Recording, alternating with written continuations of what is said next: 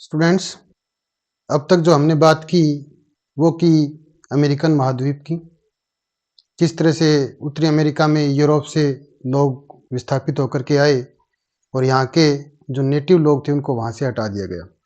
अब हम एक और महाद्वीप की बात कर रहे हैं जिसका नाम है ऑस्ट्रेलिया। तो ऑस्ट्रेलिया अमेरिका के बाद में डिस्कवर होने वाला एक महाद्वीप था। आप ये देख सकते हैं, ये ऑस्ट्रेलिया है। अब इसका नाम ऑस्ट्रेलिया क्यों रखा गया? ऑस्ट्रल वर्ड से ही ऑस्ट्रेलिया शब्द बना है। ये एक लैटिन वर्ड है जिसका मतलब होता है साउथ। क्योंकि ये साउथ में एक कॉन्टिनेंट है, इसीलिए इसका नाम ऑस्ट्रेलिया रखा गया। अब आप देख सकते हैं, यहाँ पे जो लोग आए थे वो लगभग 40,000 साल पहले यहाँ पे आए थे। यानी कि कैप्टन कुक ने इसकी डिस्कवरी 19वीं शताब्दी में की और कहते हैं कि अंग्रेजों ने ऑस्ट्रेलिया को डिस्कवर किया, लेकिन ऐसा नहीं था कि यहाँ पे अंग्रेजों से पहले कोई नहीं रहता था। यहाँ पे कहते हैं मूल निवासी जो थे यहाँ पे वो 35 से 40,000 साल पहले यहाँ पे आ चुके थे, जो यहाँ पे रहते थे। अब ये जो मूल निवासी आए थे ये कहाँ से आए थे? ये है इंडिया, यू कैन सी, ये है चाइना और ये दक्षिण एशिया। तो ये कहते हैं दक्षिण एशिया के लोग ही यहाँ पे कई हजार साल पहले यहाँ पे आ गए थे। और कैसे आ गए थे ये आप देख सकते हैं, जावा, सुमात्रा, ये जो आइलैंड्स हैं जो इंडोनेशिया के अंदर पड़ते हैं, इनसे होते हुए ये ऑस्ट्रेलिया पहुंचे थे। यहाँ पर ऊपर की तरफ एक आइलैंड ग्रुप है जिसको बोलते हैं टोरस आइलैंड, और यहाँ पे भी रहने वाली जो जनजाति है वो भी कहते हैं साउथ एशिया से ही आई थी। तो जैसे एशिया के लोग अमेरिका गए थे, वैसे ही एशिया के लोग ऑस्ट्रेलिया में भी जाकर के बस गए थे और वह ही यहाँ के मूल निवासी थे। बड़ी संख्या में ये लोग वहाँ पे रहते थे। लगभग 350 से लेकर 750 के बीच में एक अनुमान के मुताबिक यहाँ पे ट्राइबल लोग थे जो कि एशिया से गए हुए थे। लेकिन फिर अंग्रेज यहाँ पे आए, इसकी डिस्कवरी की। जेम्स कुक, डिस्कवरर कौन था? Captain James cook. वो पहला अंग्रेज नाविक था जो यहाँ पर पहुंचा। जेम्स कुक के आने के बाद ऑस्ट्रेलिया को अंग्रेजों ने अपने कब्जे में ले लिया और यहाँ के नागरिकों के साथ भी वैसा ही व्यवहार किया जैसा उन्होंने अमेरिका के लोगों के साथ किया था। और अब इनकी आबादी घट करके सिर्फ 2.4% के आसपास ही इनकी आबादी ऑस्ट्रेलिया की जनसंख्या में है। यानी कि बड़ी संख्या में इनको जो है ख़त्म कर दिया गया। ख़त्म करने के या होने के इनके कई कारण थे, वो हम बाद में डिस्कस करेंगे। अब आप देख सकते हैं ये एक और मैप है ऑस्ट्रेलिया का। तो इसमें कैप्टन कुक सपोज यहाँ से आया होगा, लेकिन यहाँ पे सिर्फ एक ही बड़ा शहर है जिसका नाम है डार्विन। ये यहाँ पे दिखाई दे रहा है। मुख्य शहर जो है इसके दक्षिणी हिस्से में पड़ते हैं, जैसे कि पर्थ, ये आपका पड़ता है, आपका आगे आ जाता है एडिलेड। ये यहाँ पे ऑस्ट्रेलिया की कैपिटल है जिसको बोलते हैं कैनबरा। यहाँ पे ब्रिस्बेन और यह है मेलबर्न। तो जितने भी बड़े शहर हैं ऑस्ट्रेलिया के दक्षिणी हिस्से में है, उत्तरी हिस्से में नहीं है। और दक्षिणी हिस्से में भी कहाँ पर है? बिल्कुल कोस्ट के पास पड़ते हैं। यू कैन सी, ये सारे के सारे कोस्टल एरियाज में है, तटीय क्षेत्रों में है। तो तटीय क्षेत्रों में इन्होंने शहर क्यों विकसित किए? अगर हम बात करें इंडिया की, तो जब अंग्रेज भारत में आए तो यहाँ भी इन्होंने जो शहर विकसित किए, चाहे वो मुंबई हो या वो कैलकाटा हो या हो वो चेन्नई, सारे के सारे तटीय क्षेत्रों में ही विकसित किए। इसकी मुख्य वजह ये थी कि ये व्यापारी थे और यहाँ के रिसोर्सेज को अपने देश में ले जाने के लिए आए थे, व्यापार करने के लिए आए थे। तटीय क्षेत्रों से व्यापार करना बहुत ही आसान रहता है, समुद्री रास्ते से व्यापार किया जा सकता है, एक रीजन। दूसरा रीजन जो बहुत इंपॉर्टेंट था इनके लिए वो था सिक्योरिटी एंड सेफ्टी। ये बाहर के लोग थे, सपोज वो इंडिया के बीच में आके बस जाते और 1857 की क्रांति में उन्होंने देख लिया था कि किस तरह से उनको घेर करके मारा गया। ऐसा इनके साथ ऑस्ट्रेलिया में भी हो सकता था, अमेरिका में भी हो सकता था। इसीलिए अमेरिका में भी ये जो है ना पूर्वी क्षेत्र में ही रहते थे, कोस्ट के पास ही रहते थे, तट के पास ही रहते थे, ताकि अटलांटिक महासागर से अपने देश वापस ये आसानी से जा सके। ये पश्चिम की तरफ बहुत बाद में बढ़ना शुरू हुए थे। सिमिलरली ये ऑस्ट्रेलिया में भी इन्होंने ऐसे ही किया।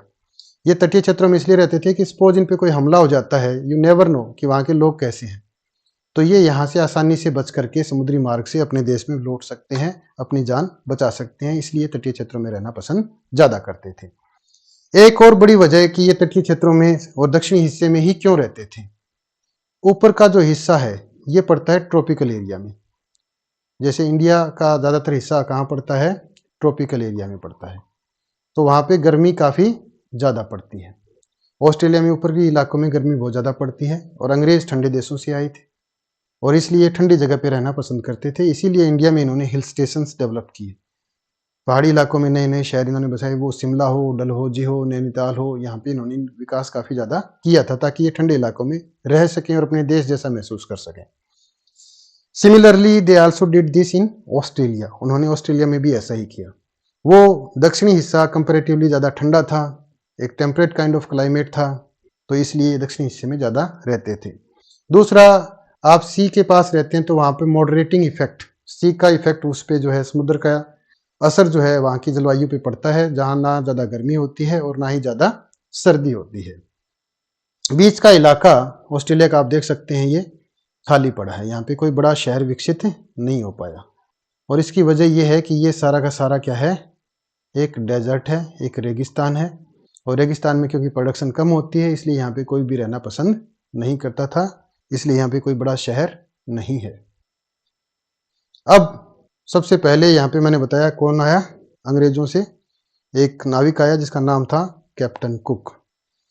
जब वो ऑस्ट्रेलिया में आया तो उसको डर था कि कहीं यहाँ के लोग उसको मार ना दे, यहाँ के लोगों का व्यवहार कैसा रहेगा। लेकिन जब वो ऑस्ट्रेलिया के लोगों से मिला तो he found them very friendly, तो उनको देखा कि ये काफ़ी मित्रतापूर्ण व्यवहार करते हैं और उसको ज़्यादा उस पे जो है, क्योंकि काफ़ी मुश्किल ये यात्रा करके आया था, उसका बड़ा सुकून मिला कि यहाँ के लोग तो बड़े ही मित्रवत व्यवहार वाले हैं और बड़े अच्छे हैं। इनके साथ सब कुछ ठीक चल रहा था, कोई इनके साथ इनकी आपसी लड़ाई नहीं थी। लेकिन कैप्टन कुक यहाँ से चले जाते हैं हवाई आइलैंड। हवाई आइलैंड एक छोटे-छोटे द्वीपों का समूह है। इस सर्कल में आप देख सकते हैं रेड में। इस आइलैंड ग्रुप के अंदर वो चला जाता है और यहाँ की जो ट्राइबल लोग थे वो थोड़े अलग थे। उन्होंने कैप्टन कुक की हत्या कर दी। तो दे किल्ड कैप्टन कुक।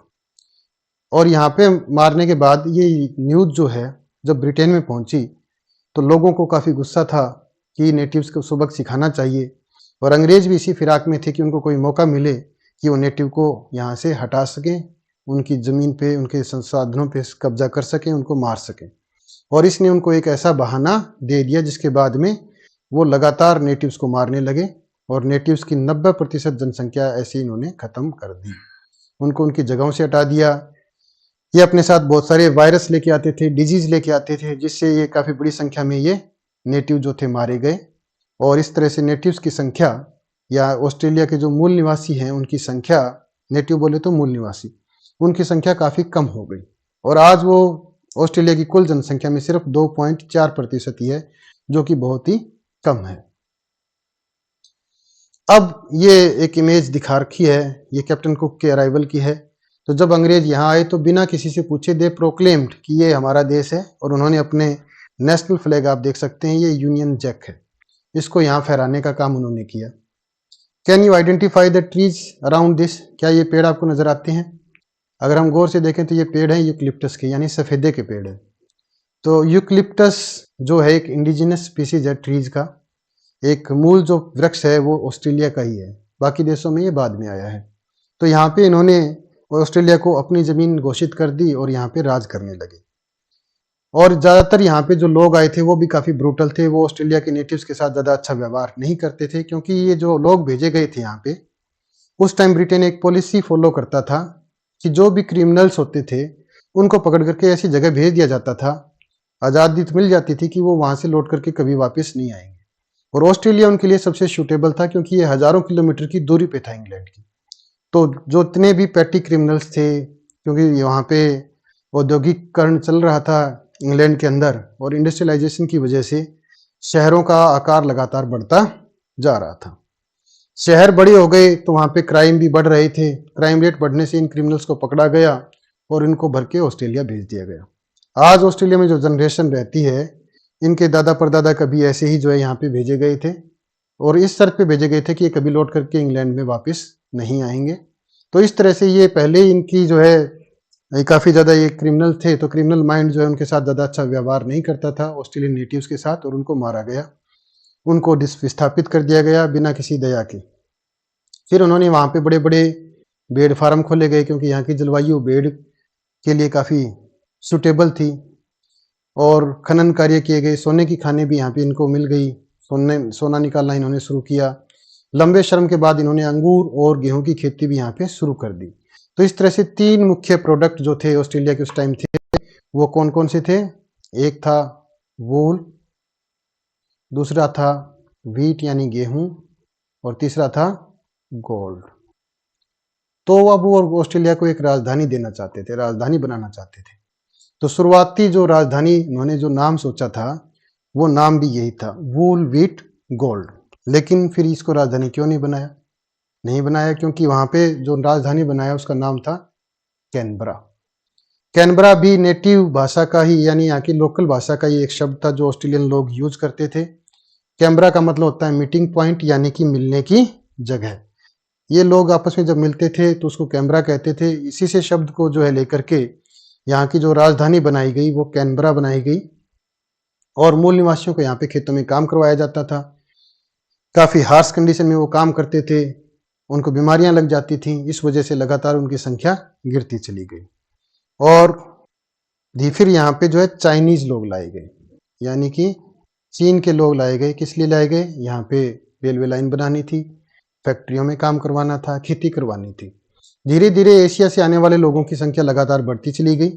तो यहाँ पे श्वेत लोगों को, यानी कि अंग्रेजों को लगा कि अब उनकी संख्या कम हो जाएगी, तो हो सकता है ये उनके लिए खतरा बन जाए और उनको यहाँ से विस्थापित करके कहीं और भेज दें, और ये देश उनके हाथ से निकल जाए। तो उन्होंने एक नीति अपनाई जिसको बोला जाता है गैर श्वेत नीति, यानी कि नॉन वाइट और पॉलिसी। नॉन वाइट पॉलिसी क्या थी कि गैर श्वेत लोगों को ऑस्ट्रेलिया की नागरिकता नहीं मिलनी चाहिए, इनको यहाँ आने से रोकना होगा, तभी जो है गोरे लोग यहाँ पे अपने आप को सुरक्षित महसूस कर सकते हैं।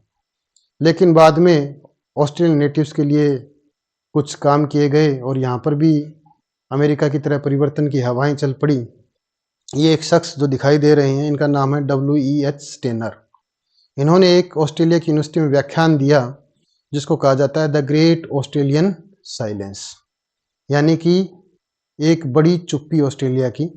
और वो चुप्पी किसके बारे में थी? वो चुप्पी थी ऑस्ट्रेलिया के इतिहास के बारे में, क्योंकि जब यहाँ अंग्रेज आए तो उन्होंने इतिहास को अपने हिसाब से लिखा। उन्होंने ऑस्ट्रेलिया की जमीन को कहा terra nullius. Terra nullius means double R है, the land which belongs to nobody, कि ऑस्ट्रेलिया की जमीन किसी से बिलोंग नहीं करती, हम ही इसके मूल अधिकारी हैं। बाद में हेनरी रेनोल्ड एक और राइटर थे, इन्होंने लिखा हमें क्यों नहीं बताया गया, यानी कि वाई वरंट वी टोल्ड।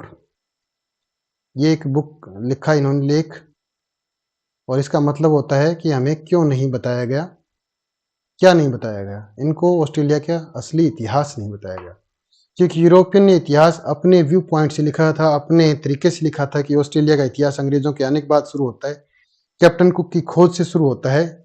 लेकिन ऑस्ट्रेलिया का इतिहास इससे भी 30-40 हजार साल पुराना था, जब यहाँ पे मूल निवासी आए थे, लेकिन उनके जिक्र यहाँ पे नहीं किया गया। लोगों ने फिर यहाँ पे प्रोटेस्ट की, खासकर मानवाधिकार का मुद्दा उस टाइम काफी ज्यादा बढ़ चढ़ करके दुनिया में छाया हुआ था, और उसके दबाव में सरकार ने जो है फिर मल्टीकल्चरलिज्म को ऑस्ट्रेलिया की पॉलिसी मान लिया। यानी कि ऑस्ट्रेलिया में सिर्फ एक वाइट कल्चर ही नहीं है, ये क्या है? एक मल्टीकल्चरल देश है, यानी बहुसंस्कृति वाला देश है। तो मल्टीकल्चर का मतलब होता है बहुसंस्कृति। तो बहुसंस्कृति किस किस की?